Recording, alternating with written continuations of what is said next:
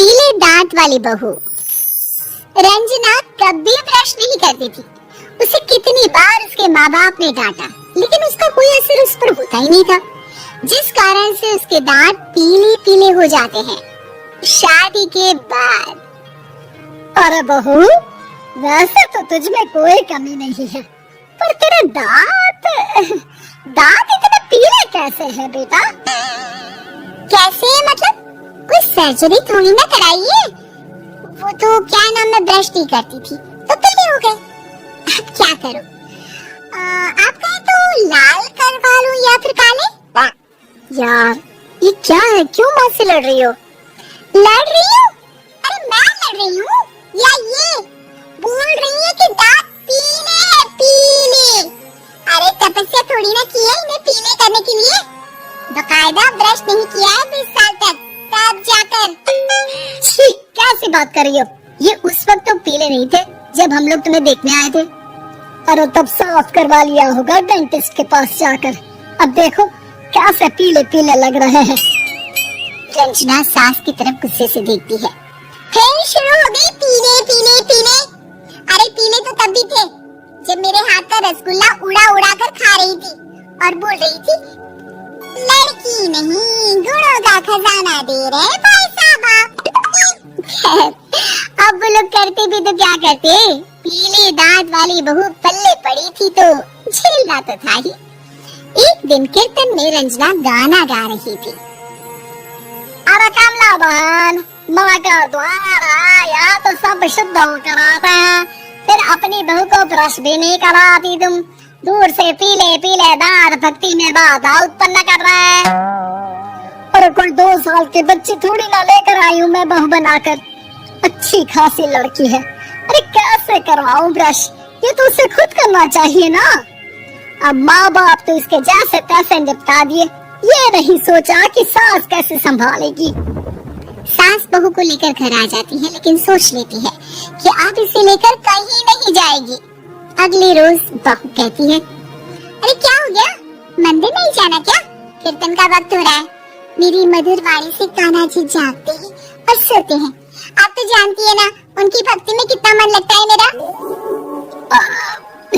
वो क्या है ना, तबीयत ठीक नहीं लग रही है मेरी, आराम करूंगी मैं। तबीयत ठीक नहीं लग रही? अभी तो मिथुन के गाने पर नाच रही थी आप, और आप बोल रही है कि तबीयत ठीक नहीं लग रही। अरे भक्ति में मन लगा लो सासू माँ, ऊपर जाना है, क्या मुंह दिखाओगी आप? हाँ? सास को बहू की बात पर गुस्सा आ जाता है। मैं क्या मुंह दिखाऊंगी, इसकी चिंता तो ना कर, समझी? अपने मुंह की चिंता कर, जो ये पीले पीले दांत लेकर हर जगह पहुंच जाती है। पता है लोग कितना मजाक बनाते हैं। ना जी ना, मैं नहीं जाना कहीं तेरे साथ। तो ये बात है, कोई ना, मत जाओ, मैं अपने कमरे में ही बैठकर भक्ति कर लूंगी। ऊपर वाला दांत थोड़ी ना देखता है, मन देखता है, भावना देखता है। और अरे बस बस, तू सब कुछ दिखा, बस ये सफेद चमकदार दांत ना दिखाना किसी को, है? जा यहाँ से। बहू को सास की बात का कोई फर्क नहीं पड़ता, वो तो जैसी थी वैसी ही रह जाती है। सुबह नहाकर किचन में खाना बनाना, फिर खाना खाना, कीर्तन भजन करना और सो जाना। एक दिन, माँ जी मैं सहेली के घर जा रही हूँ, शाम को लेट आऊंगी। हाँ, तो जाना, मैंने कौन सा तेरी आरती करनी है घर पर बैठकर। रंजना सहेली के घर जाती है, जहाँ वो पार्टी में जाने की तैयारी कर रही होती है। अरे शिखा, कहाँ जाने की तैयारी कर रही है? मैं गलत वक्त पर आ गई क्या? अरे नहीं यार, उल्टा सही वक्त पर आई है। मैंने ये साड़ी और ज्वेलरी निकाली है यार, शाम को इनके ऑफिस की एक पार्टी में जाना है। बताना कैसा लग रहा है ये सब? नहीं यार, इस ड्रेस के साथ तो वो वाली ज्वेलरी अच्छी लगेगी। हाँ, सही बोल रही है, मैंने ध्यान ही नहीं दिया। वैसे तो हमेशा से मस्त फैशन सेंस रखती है। तो बड़ा जाती होगी ना पति के साथ पार्टी में। रंजना कुछ नहीं बोलती, बस सोचती है कि यार काश ये बात सही हो जाती, पर मैं क्यों नहीं जाती पार्टी में? क्या इन लोगों की कोई पार्टी होती नहीं होगी? रंजना घर आती है और रात में पति से सवाल करती है, एक बात बताइए, आप मुझे किसी पार्टी में क्यों नहीं ले जाते? क्या आपके यहाँ ऑफिस में पार्टी नहीं होती? पति बेचारा क्या कहता कि दांत पीले हैं तुम्हारे इसलिए। अरे कोई पार्टी होती नहीं हम लोगों के ऑफिस में, तो कहाँ से लेकर जाऊं? और मार्केट, मॉल, कहीं वीकेंड घूमना, कहीं तो अरे यार सारे हफ्ते में एक छुट्टी मिलती है, तो सोचता हूँ कि आराम ही कर लूं। क्यों? रंजना मन मार के रह जाती है।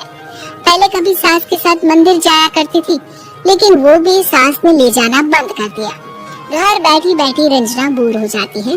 तभी उसे आइडिया आता है और वो बाइक के जाने का सोचती है। सासू माँ, 2 दिनों के लिए मम्मी के घर जा रही हूँ। अच्छा ठीक है, आराम से जा।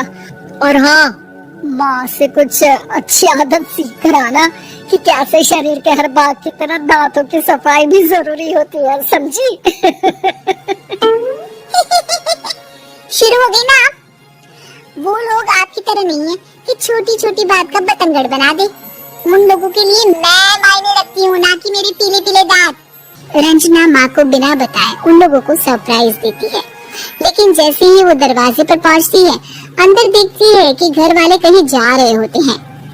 अब माँ, काश रंजना दीदी के दांतों वाली प्रॉब्लम नहीं होती, तो वो भी हम लोगों के साथ चलती ना बुआ जी की बेटी की शादी में।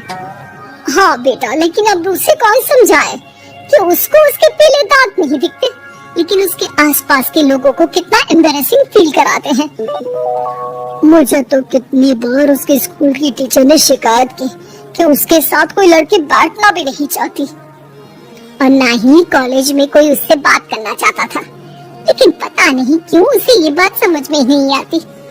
कोई कमी नहीं है उस लड़की में, बस यही कि दांत पीले हैं। वो तो भला हो जीजाजी और उनकी माँ का, जो दीदी को जैसी है वैसे ही रखा हुआ है। रंजना को अपने घर वालों की बात सुनकर बहुत दुख होता है। वो सोचती है कि वो क्या करे, लेकिन फिर वो सीधा डेंटिस्ट के पास जाती है, अपने दांत चमकाती है और कसम खाती है कि वो रोज ब्रश करेगी। अरे क्या हो गया? तुम तो 2 दिनों के लिए गई थी ना, पर कोई ना, अच्छा है, चलो आ गई तो। रंजना सास के सामने आकर खड़ी हो जाती है और पूरी स्माइल करती है, उसके चमकदार दांतों को दिखाती हुई। हाँ? चले मंदिर?